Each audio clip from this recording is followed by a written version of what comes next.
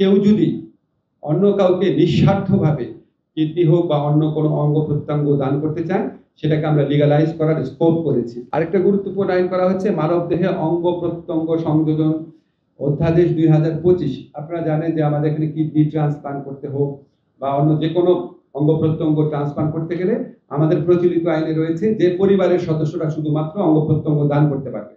তো আমরা দেখতাম প্রায়োগিক ক্ষেত্রে যেটা হতো, অন্য কোনো দেশে গিয়ে পরিবারের সদস্যদের বাইরেও টাকা পয়সা দিয়ে আপনার অঙ্গ প্রত্যঙ্গ দান যারা করবে তাদের থেকে টাকা পয়সা দিয়ে অঙ্গ প্রত্যঙ্গ সংস্থাপনের চেষ্টা করা হতো।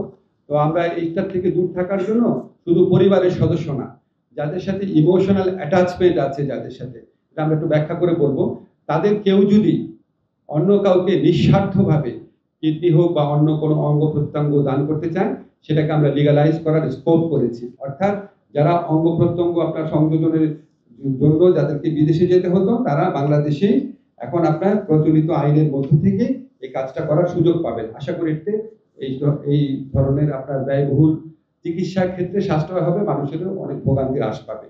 এছাড়া আজকে জুলাই গণঅভ্যুত্থান স্মৃতি জাদুঘর অধ্যাদেশ চূড়ান্তভাবে অনুমোদিত হয়েছে। আপনারা জানেন যে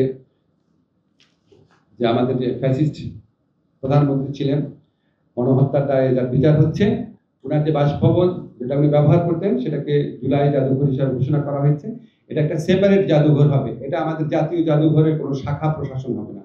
এটার গুরুত্ব এবং এটার আবেদন বিবেচনা করে এটাকে সম্পূর্ণ একটা স্বতন্ত্র প্রতিষ্ঠানের হিসেবে গড়ে তোলার জন্য এই অধ্যাদেশটা করা হয়েছে। এবং এই অধ্যাদেশের আলোকে এই জুলাই জাদুঘরের শাখা জাদুঘর, আমরা আয়নাঘর নামে পরিচিত বিভিন্ন জায়গা আছে, সেখানে শাখা জাদুঘর হিসাবে জুলাই জাদুঘর এক্সটেন্ড করতে হবে, এই ধরনের সুযোগ রাখা হয়েছে।